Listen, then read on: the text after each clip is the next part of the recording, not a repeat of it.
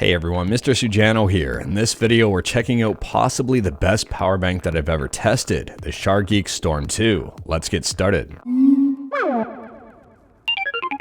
Alright, to kick things off here, Shargeek sent me the Storm 2 power bank for a fair and honest review, and that's exactly what we're going to do here.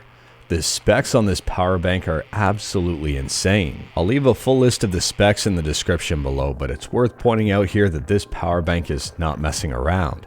This thing is incredible, it's extremely powerful. Now based on the specs of the Storm 2, I'd be lying if I said I wasn't excited to test this out. Opening up the box, the very first thing I see here is the user's manual. Now for most power banks, I'd say the user manual really isn't that big of a deal, but for the Storm 2 it is. If you get one of these, you should definitely keep that instruction manual sitting around. There's a built-in display here on the Storm 2. You can configure display options. You can configure how the power bank performs. Also inside the box, we've got a very vibrant yellow USB-C to USB-C cable.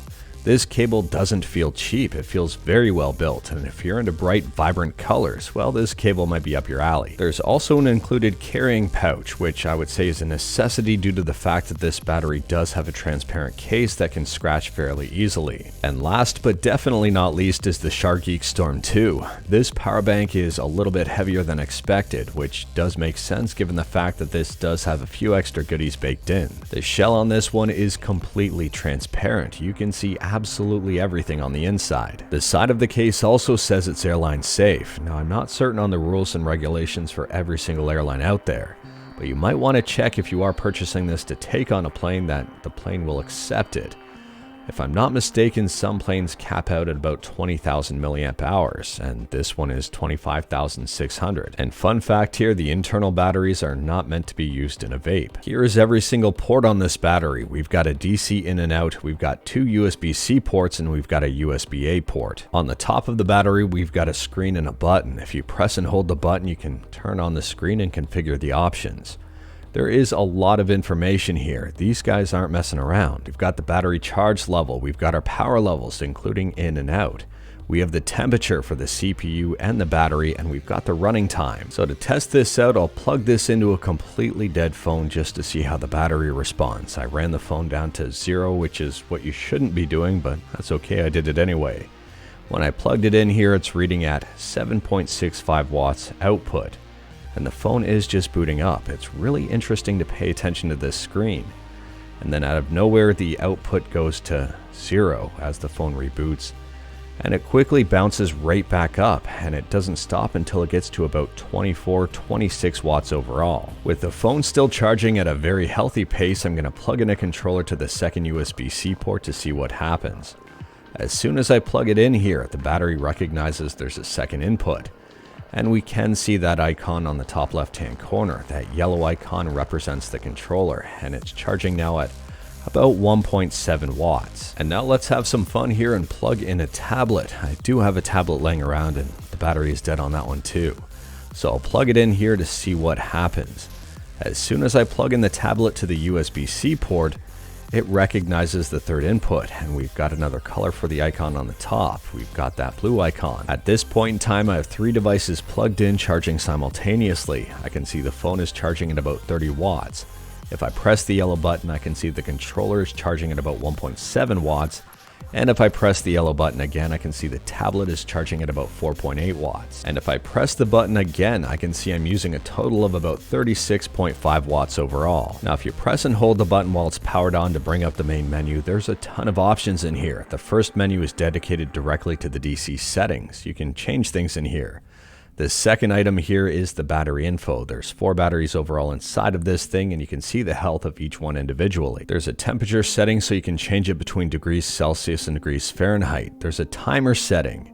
There's display settings here, so you can change this display to go to sleep if you want. You can turn off the battery overall, and you can exit the menu. So after having my phone plugged in and charging for a bit, the charging speed went up. We can see here we're charging at close to 40 watts overall. I wanted to check to see if this battery reading was accurate, so I plugged in a charge reader.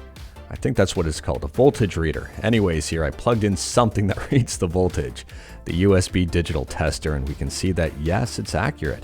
We're charging at close to 40 watts overall. In fact, the phone is absolutely loving this charging. Look at how fast it's going. I was also pretty curious at how fast this battery could charge up and what kind of power it would draw. I plugged in a 20-watt charger just to see what would happen here, and this is an Anker PowerPort 3. And after plugging in the Storm 2, you can see that the Storm 2 doesn't take much time at all to try to use every single watt it can to charge. We're maxing out here at really close to 20 watts overall, and plugging in the Storm 2 to a laptop that could support USB-C charging, and well, the Storm 2 performed admirably. There were no issues whatsoever powering a laptop. In fact, when I went camping, I had no issues whatsoever with the Storm 2 powering the Steam Deck. It was able to power a USB-C hub, the Steam Deck, keep the Steam Deck completely topped off, and I had no issues whatsoever. So let's get into what I liked, what I didn't like, and whether or not I'd recommend the Shargeek Storm 2 power bank, and we'll start out here with what I liked. First up, I love the performance of the Storm 2, which arguably is the most important thing. It can deliver up to 100 watts, it's 25,600 milliamp hours, and this thing is incredibly powerful. I mean, I had no issues charging or powering anything I threw at this. I mean, the Storm 2 was powering my portable recording setup with the Steam Deck. I had a USB-C hub plugged into it. I had the Steam Deck plugged into it. I had a whole bunch of things plugged into it at the same time and had no issues whatsoever. Secondly, I love the screen on this. I didn't realize how much I'd appreciate being able to monitor everything, the power levels of the battery, how everything is charging, and even the temperatures. And last up here, this does feature pass-through charging, so if you're short on ports, you can charge this while this charges some other stuff. Now moving into my dislikes about the Storm 2. The first one here, although the case is awesome, you can see through it, at the same time, it scratches incredibly easily. I wouldn't have minded some rubber feet or something like that on it to possibly set it down and help protect against scratching the case. My case is already scratched up pretty good on the bottom. It's kind of hard to see in the light here, but at the same time, I had it sitting on a picnic table, and yes, it got scratched up. And the sides here, I don't want to say they're flimsy, but they are squishy, and I'm kind of concerned about cracking this over time. And the last thing here, you might care about, you might not, but this device does not support wireless charging. You can't charge this wirelessly, and you can't charge anything with it wirelessly. So before I get into my overall recommendation, let's take a look at the price. As it stands right now, the Storm 2 is priced at a whopping $229. This is on their official website, and there's a coupon code here for 10% off. On Amazon, it's also priced at $229 with a coupon for 12 bucks off. So at $229, do I recommend the Storm 2? The answer is yes, with a star beside it. If you're just looking for an inexpensive power bank, then you don't need this at all. You can pick up something a lot cheaper. However, if your needs are specific or you have stuff that requires a lot of watts, then yes, this will come in handy. I mean, not only does this charge fast, it also puts out a lot of juice. If you've got a lot of things plugged into it, or if you require stuff that draws a lot of energy, well, you're gonna like this setup overall. It's very great for what it is. With that being said though, I'm sure at 229 bucks, the price of this will put a lot of people off.